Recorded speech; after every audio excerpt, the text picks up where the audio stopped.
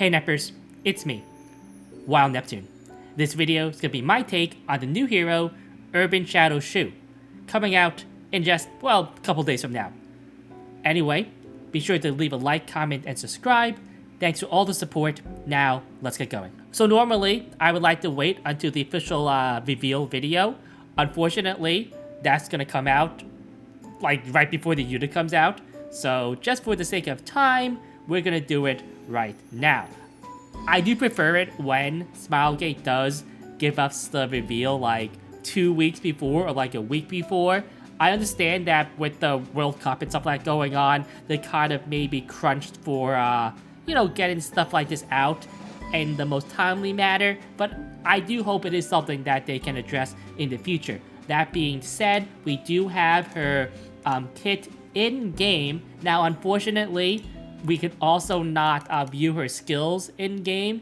Funny thing is that we used to be able to click this, and there was no model. It just said file not found, which I found very funny. So yes, so we have her skills here, and I don't suspect these are going to be changed between now and the next update when she is released. Now, they might be, but we're going to assume this is what she does. Now, as far as her stats go, we do have a unit that has her Zodiac and everything like that. So that unit happens to be Edward Elric.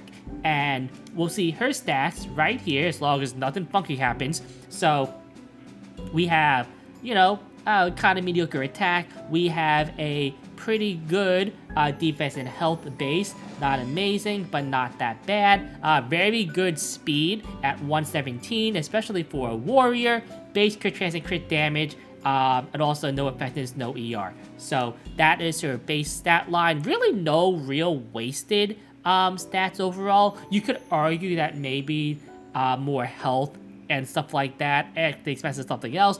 But actually, I think a decent stat line for her. Now, let's get into her actual kit. We're going to look at her skill 2 first, which is a passive Wild Charge. And it's increased critical hit chance by 20%. That is 30 with the Molas. So right away, 30% free crit chance. Very strong overall. And it does more. At the start of the turn, grants 1 focus, so focus unit, and grants Bzit, exclamation point, to the caster for 1 turn. And when the focus is full, resets the cooldown of Operation Cream Puff, which is her S3, which we will get to. So what Bzit does is, after attacking, inflicts 2,000 fixed damage and injuries on all enemies. So when she attacks, she does a AoE and inflicts injury and fixed damage on an AoE. So better MLK Ron, I guess. The severity of injuries increases proportional to fixed damage. I don't know how you increase the fixed damage though, so okay. Injuries decrease max health of the target by up to 10%. Yes, we know what injuries do. So yeah, a free crit chance buff here, and a nice little thing where you can get some focus and reset the cooldown on the S3. Also, the injury and the AoE looks pretty nice. But now let's look at the S3 and see what it does. So, Operation Cream Puff. It is acquire 2 focus. Now, worth noting, we do not know how large her focus bar is. 5 turn cooldown, 4 with the Mola. Attacks the enemy using adaptable tactics, inflicting injuries and increases speed of all allies for 2 turns, so team-wide speed buff. When focus is full, so remember that when the focus is full, the S2 also resets the cooldown of the S3, but it doesn't actually use that focus. So once that happens, you will automatically be able to use the S3 with full focus to get this other effect here. And it is, when focus is full, consumes all focus to recover the caster's health, and a successful attack, which means it has to hit, deals additional damage equivalent to 60% of injuries. And remember that every time she attacks, as long as she's not unbuffable, she will deal injuries to everybody on the enemy team, which means she gets this bonus damage. So 60% of injuries inflicted on the target. Now, it is enemy, so it does mean it is a single target attack.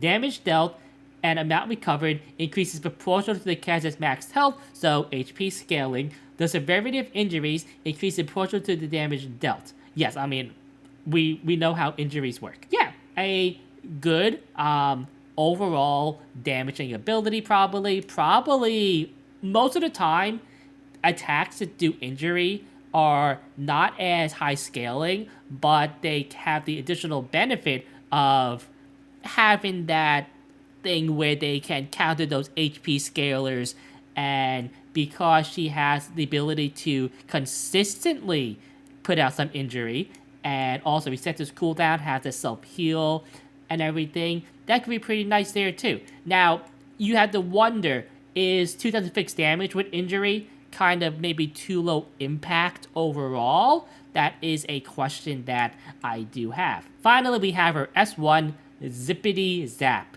So attacks the enemy with a spear and increases the cover of enemies other cast by 15%. When it's the caster's turn, gain 1 focus. Okay, so you cannot do something like counterattack for a focus. So it has to be on her turn. And then health scaling also, and full damage here. So it does look like this is going to be a plus 15 type unit. Most bruisers like this unit are plus 15 types. So if you do get it, you are going to want to put some investment into her. Also, her imprint is health percentage, which I don't think is really that much of a surprise to anybody. How do I think she's going to fare in the meta and in some other modes too? Now, one thing I want to mention, unrelated to her kit, is that I believe Choux is one of the few characters we actually have like a canonical age for, and I believe somewhere they do mention that she is 17. Now, when you look at like normal Choux, so we will go right here and view her, I'm like, she's like 10, right? It's like, in what world is his character 17 years old? But now, I look at the new Choux coming out, Urban Shadow Choux, and I'm like, you know what? I can believe that this character is basically an adult, right? You know, debatable whether you consider 17 to be an adult or not, right? But, you know, I can see that the looks do match how old she probably is, and I'm also assuming that the Moonlight versions of heroes are the same age as the regular versions, so there is that. I mean, you know, there is that thing too where some of them are like dolls and like technically maybe only like a year old or something like that because they're robots. I don't know, like, you know, lore, okay? But anyway, back to the important stuff, back to the actual kit and how I think that she's gonna work and function. So again, a big question is, how large is the focus meter? SSB has 5 focus. Lone Crescent Bologna has 7 focus on her bar. And if Lone Crescent Bologna had 5 focus on her bar, she'd be a completely busted hero, in my opinion. She's already pretty good now with 7 focus. But man, so like if Choux has like a 5 focus bar, I think she's actually pretty good. I actually think because of her high base speed and the fact that she gets basically 2 focus at the start of all of her turns, and she also gains 2 focus right away on her S3, that she can just cycle her S3 like basically like it's something like every 2.5 turns, maybe a little bit more than that. But because of that, I don't know if she'll actually get that much focus. I actually think her bar will be closer to like 6 or 7 than 5. But again, I could be wrong here. This is a speculation. Now, it is also debatable how impactful it is to do injury based on this like 2000 fixed damage, right? It is an AoE, and it is going to add up. But is it going to add up fast enough? Now, I do run Injury Solitaria, and Injury Solitaria's injury, even though her damage is not always that high, on AoE attacks, it does add up, and in longer matches, it does make a really big difference. And I definitely think that Choux, Urban Shadow Choux here, in longer matches, can be a good difference maker. Especially against these like high HP scaling units, such as Apoc Ravi, Lethe, and the like. I don't know how important it is to get her to actual damage numbers. Because of the free crit chance she does have, I do think it is important to at least have the, maxed out crit chance here. But I don't know how important it is to actually have, like, crit damage or anything like that because of her, the injury here is based on the fixed damage. Now, so maybe something akin to an Abigail build. We'll look at my Abigail here as a example. So this is mine. Not the best built one, overall, but not the worst stats possible. And see speed, some immunity here. Now, maybe on Choux, you put up the health a little bit here. You give some more speed at the expense of crit damage. And then maybe that's your Choux build. I don't know. Now, of course, Choux will have the ability to get more stats because of her free crit chance. So her actual stats will actually be a tiny bit higher than this. Maybe you forgo immunity for something else. I don't know. But that's just an idea. And kind of like a baseline type unit and type of gear you might want to have on her. Now, as for artifact choices, there are a few interesting choices here. Of course, she is a warrior, and of course, some warriors who want some mitigation, some damage, will run something like Draco Plate.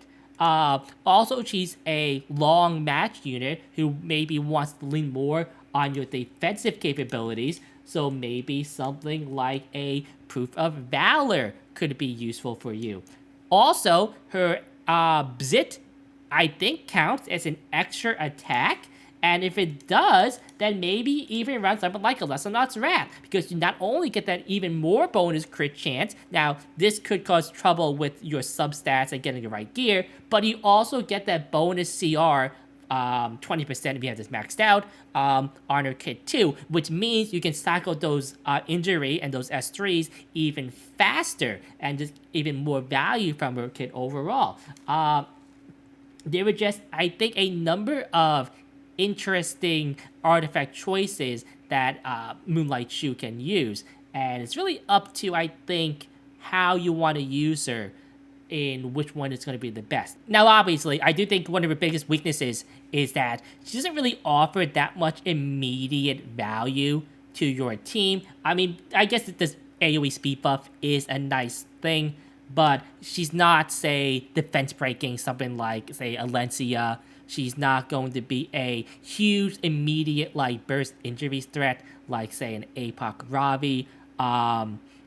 And she doesn't have the real defensive capabilities, besides just having HP scaling and more health on her. So, she is maybe susceptible to being kind of burst down overall, if she can't get her S3 up. How she's being built again is going to be debated, and we won't know until she comes out, of course. Personally, I do think that higher speed build with, the max crit chance, and maybe a little damage stats, but definitely leaning more on the passive Bzit over here is going to be the more popular build.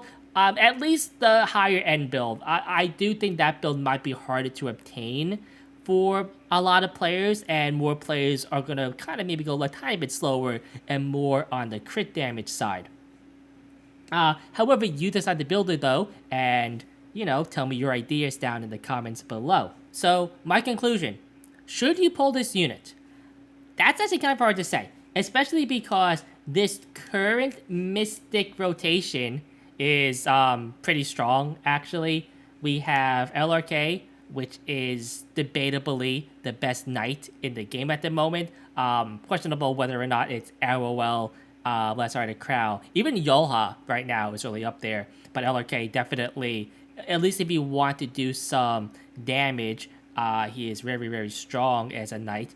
Lionheart Sermia, I'm sure you've seen the World Cup and how strong she has been in that. Also, DJB, not as common right now, but Hera is particularly powerful right now, and DJB basically shuts her down completely. So, very strong pickup here. DJB also has typically just gotten rid of Fallen Cecilia. You still see her from time to time, but I actually think if DJB did not exist, Fallen Cecilia would actually see a lot more play.